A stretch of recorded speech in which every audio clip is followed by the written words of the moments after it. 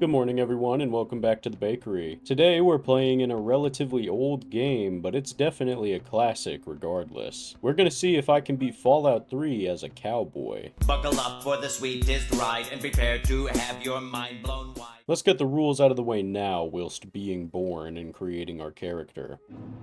Being a cowboy is, I feel like, a pretty self-explanatory challenge, but I'll still specify. Essentially, all it is we need to wear armor with some kind of leather implement, be it full leather or how the armored vault suit has a leather pauldron. As far as our weapons go, I could be lame and say we can only use revolvers, but cowboys had a variety of weapons at their disposal, so in addition to being able to use the 2 revolvers in the game, we are also allowed to use our fists, the knives in general, but the main one I'm gonna focus on is the combat knife, the double-barrel shotgun and lever-action rifle from the Point Lookout DLC, and the hunting rifle because it's a bolt action, which apparently the first bolt action was made in like the 1820s. I didn't know that. I thought it was a very much 20th century invention. These could suffice as rules for a challenge in their own right, but I thought we'd go a little more in depth with it. By more in depth, I of course mean role-playing even harder by saying we aren't allowed to use any modern medicine, meaning we can only have our rads removed by a doctor, and as for healing, we have to stick to good old food and water. The goals are to beat the game while having at least one unique variant of each of our weapons we're allowed to use, meaning a unique variant of the 32 pistol, 44 magnum, hunting rifle, combat knife, double barrel shotgun, and lever action rifle. So with that, we invest in strength, endurance, and perception as our main money makers, kill this roach with a weapon that's allowed because BB guns have been around since 1886, choose small guns, melee, and repair as our tag skills, and we are now out in the world searching for Liam Neeson. First stop, Megaton in hopes of a 32 pistol, because right now, all we have is our bare hands. As we enter the ton, that outfit. It even has the star badge. It's perfect. Sorry for what I have to do later, Mr. Sims, but it's only right for the challenge. I won't tell you when or how, but it's going to happen eventually. Hey, Moira. Oh, thanks for just giving that to us, the armored vault suit. This is actually our first piece of armor. As you'll see, it has a leather pauldron. Unfortunately, though, Moira does not have a 32 pistol. However, she does have a knife. I love you. Here, Jericho told us to speak with the saloon owner, and that owner, Colin Moriarty, or whatever his name is, tells us our father went to Galaxy News Radio. However, before we truly start making our way to the decrepit capital, we're gonna go ahead and take care of the super duper mart on the off chance that there just might be a 32 pistol. You know, guys, something tells me raiders would not have any fears about facing us, and that worries me. Oh, I was right, we just gotta go! Well, after waiting 3 days, we still don't have a 32 available for purchase, but we do have some leather armor now. Speak of the devil and he may appear. This raider had a 32 pistol. Oh ho ho ho. Now this is epic.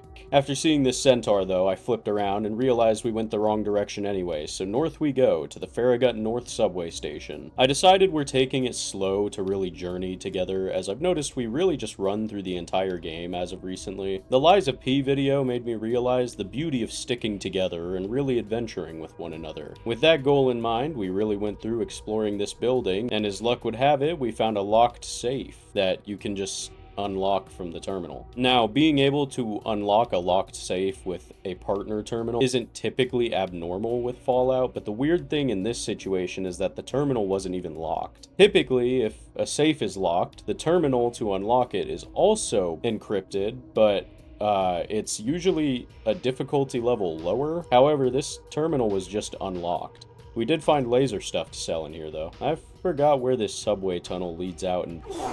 Uh-oh. Oh, okay, well that wasn't too bad. I can say with certainty, though, that our health has not been coping too well, with only being able to heal with giant roach meat and irradiated water. We're also, like, perpetually low on 32 rounds, so we are definitely gonna have to start Point Lookout soon, for not only more ammunition plentiful weapons, but just better weapons in general. The 32 pistol sucks, and I'm not big on using almost exclusively melee weapons. Like, we already wasted all our ammo taking down these super mutants. Oh my god! Well, I mean, I did wish for a better weapon. Thanks for the help, Whoa! Whoa! Hello, Sentinel Sarah Lyons. I don't remember you being this fine. God damn! Last time I played the game was when I was a kid, but now you're making me feel things, Miss Lyons. Ooh, dead guy to loot. Don't worry, buddy. Your armor will go to good use, sitting in the back of a dusty storeroom in exchange for new caps in my pocket. The Brotherhood helps us...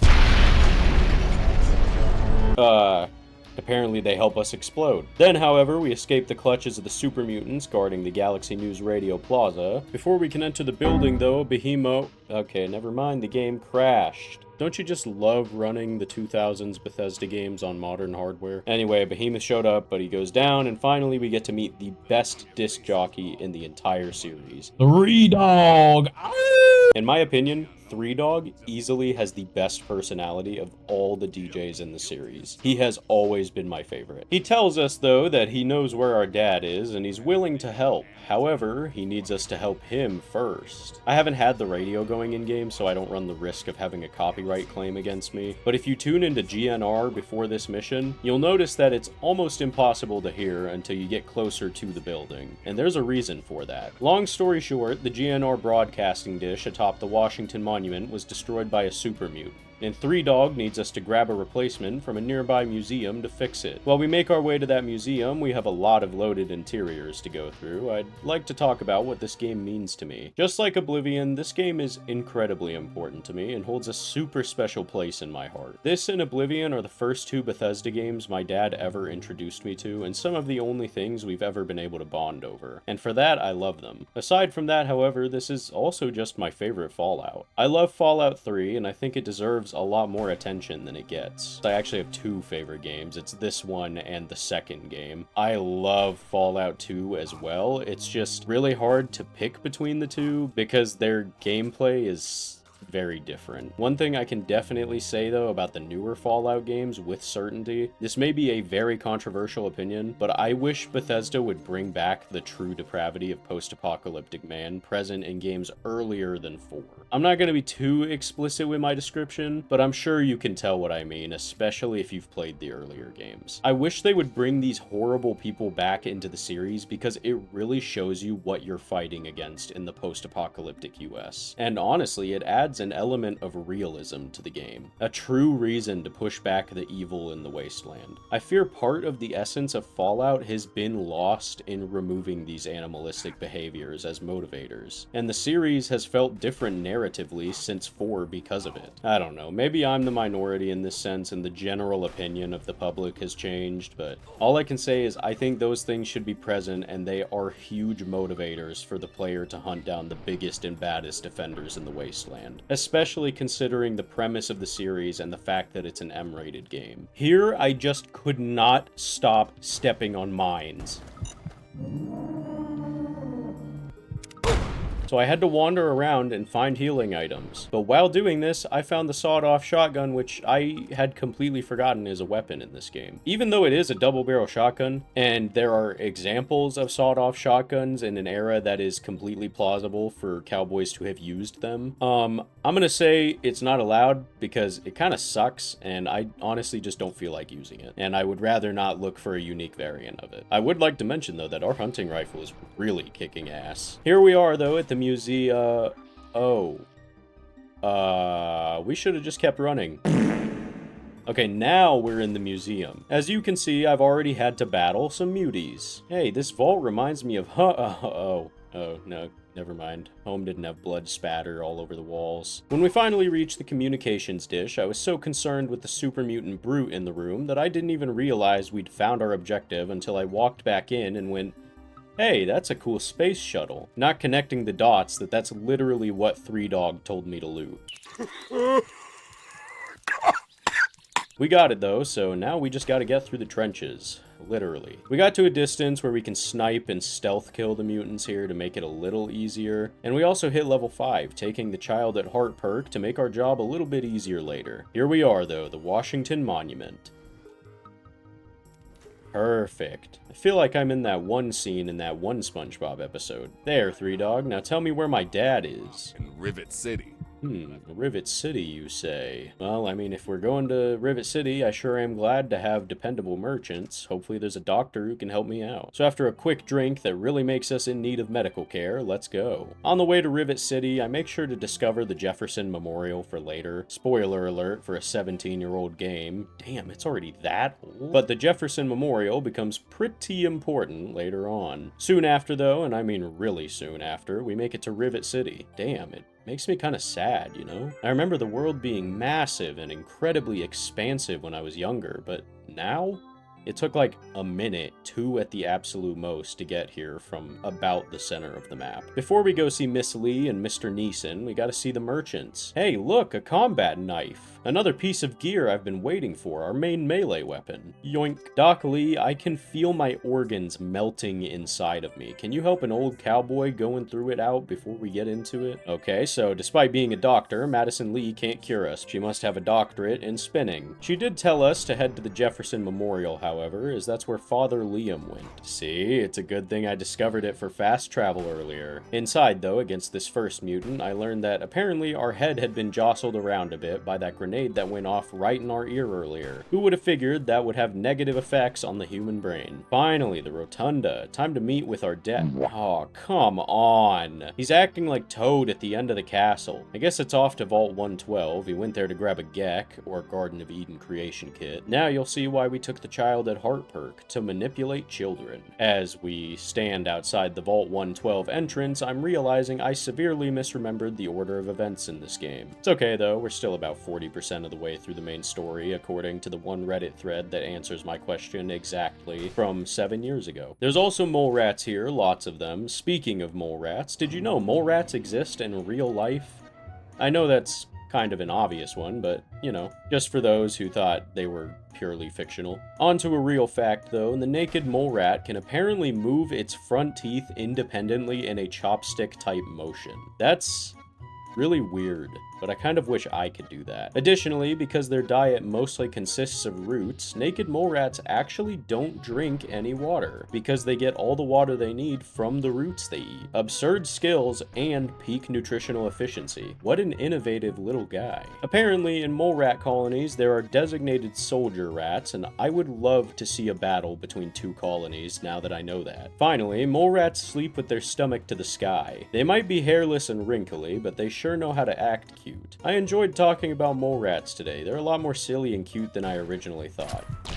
But there are more pressingly concerning animals than them. More than 16,000 species of animal are endangered right now, and while mole rats may not be one of them, plenty of other incredible creatures are. If you'd like to help fight the good fight, as 3Dog would say, please visit the World Wildlife Fund in the description and donate to animal preservation today. At least spread the word. I know it was a short one, but now that all the animal cookies have been eaten, we are ready to enter Tranquility Lane, which means I'm done recording for today. Alright, it is now the next day, and we've already hit our first issue. Gotta love it. We can't get into this lounger unless we have the vault suit on. Let's just pretend the Robo-Brains forced us to wear it and stuffed us into the lounger. Tranquility Lane time. What's that? You said you want to know the lore of Tranquility Lane? Okay, I mean, it's pretty simple. The vault residents have these things called memory loungers, which if you've played Fallout 4, yes, that's also what you use to go through Kellogg's brain. And in these memory loungers is a shared space called Tranquility Lane, where all the residents can live peacefully for the rest of their lives. However, one of the residents is a little girl, but actually he's a grown man, and they're keeping all the other residents trapped in Tranquility Lane. And so basically, I mean, now that you know that, that's what we're doing here. You see all these items? Take a look at what I just completely guessed off of a vague, almost decade-old memory.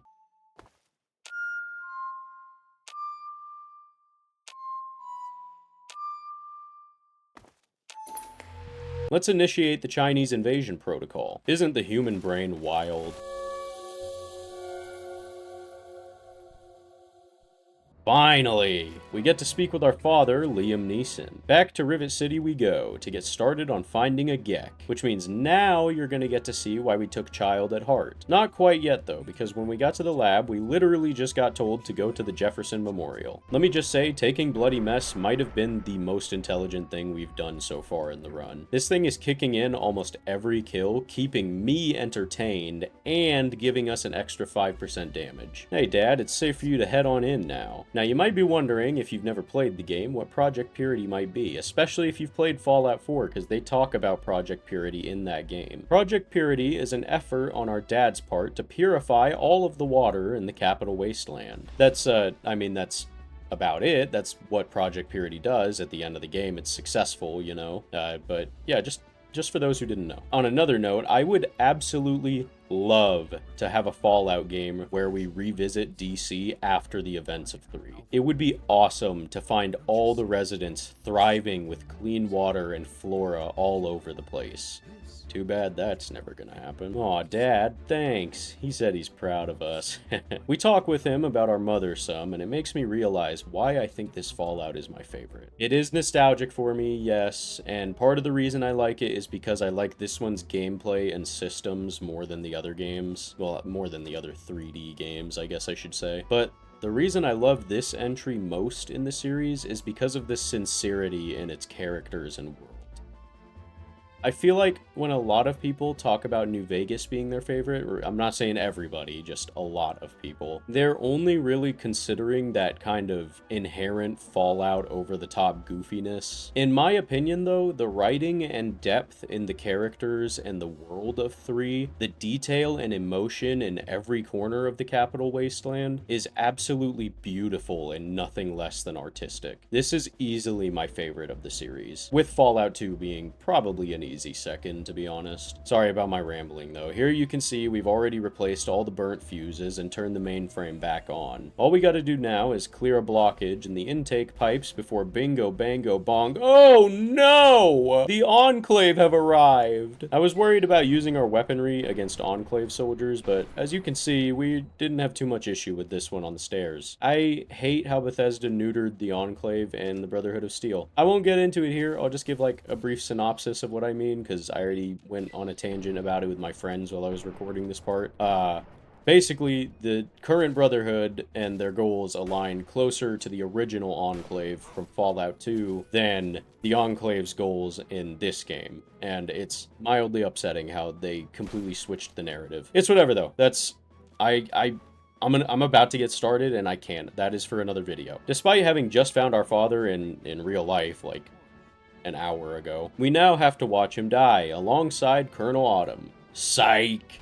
He comes back later, which I honestly still am not entirely clear on how, but it's whatever. Our dad is dead! Wow, we just barely made it out of all that thanks to VATS. After busting up some ghouls though, the whole segment may have used quite literally all of our ammo, but damn does it feel good to see the friendly faces of the Brotherhood. And the fine features of a Miss Sarah Lyons once again. Ooh, We're told by one of the Brotherhood scribes of a Vault-Tec data archive that may have the location of a Gek. Guess I know where we're going next. That's for tomorrow though, me sleepy. Good morning everyone, it is now tomorrow though, me wakey. I found out I have a trip out of town that I'm going on in a few days, so we really need to get this video done. I recorded once again on a stream because I thought it was fun when I did it with Liza P. It was a little embarrassing when we started because I kind of forgot the computer that we need is here in the Citadel, and I went running around trying to figure out where on the map it was. Anyway, let's just go take a looky-loo at that, and we're told about Vault 87, a place with a Gek,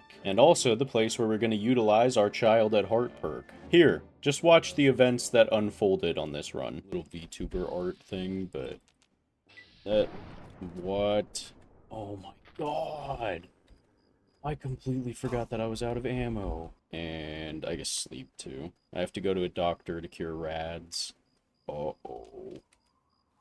Uh-oh. Here's Mayor McCready, though. He curses a lot, but we're gonna use our perk here, and that is the only point in the whole game where that perk is useful. That does mean, though, that the Gate to Murder Pass is open. And all we got is a knife to our name. Awesome. Alright, here we are, Vault 87. This place kinda sucked. There was plenty of knife play, but eventually we finally got to Fox, thank God. I love Fox, especially since he's gonna help us out right here, grabbing the Gek for us. We will meet again.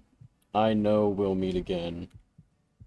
I know we will, Fox, because this is about to happen.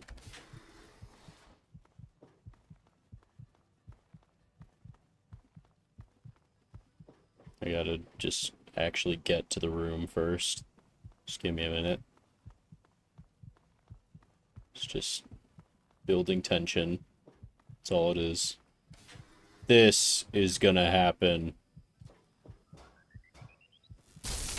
Colonel Autumn, somehow still alive, has grasped us in the claws of the Enclave, where we... uh-oh. One hit to death and we can't sleep in these beds. I think if I can get them to come around the corner, I can just run past them. Maybe I can just do this as soon as the door opens. Oh my goodness, I can't believe that just worked. Oh, well, that was easy. Never mind, it was really a non-issue. Here's President Eden, though, an AI ruler over the Enclave. He asks for our help to cleanse the land, but considering our friendship with Fox, we gotta decline his offer. But we take the vial anyway because, well, we can just leave and not use it, you know? After getting robots to do all the dirty work for us, we finally pop out to see Fox, now our friend for all of eternity. That's a load off my ammo supply. Time to report back to Elder Lyons. I didn't realize that we had to start the final mission now when we spoke to the Elder. But that's fine, because we have lackeys to do all the work for us. First, though, we got the ever-iconic Liberty Prime walk. It was so cool seeing that in this game. Then they did it again in Fallout 4, and it was less cool. Boom, boom, boom, boom, boom. 2 shots. 1, 2. Boom, there goes Colonel Otto. Time for the most sensible ending. Fox, go fix that. What? I thought... Whoa. Hold on a minute. So, we ended up needing to start Project Purity ourselves because... I didn't know this. On Steam, you need to manually activate the data files for each of the DLCs. So, yeah. At least I know for tomorrow, but, as of this point, we have successfully beaten Fallout 3 as a cowboy. The base game, at least. Now I can sleep. We just need to grab our unique weapon variants tomorrow.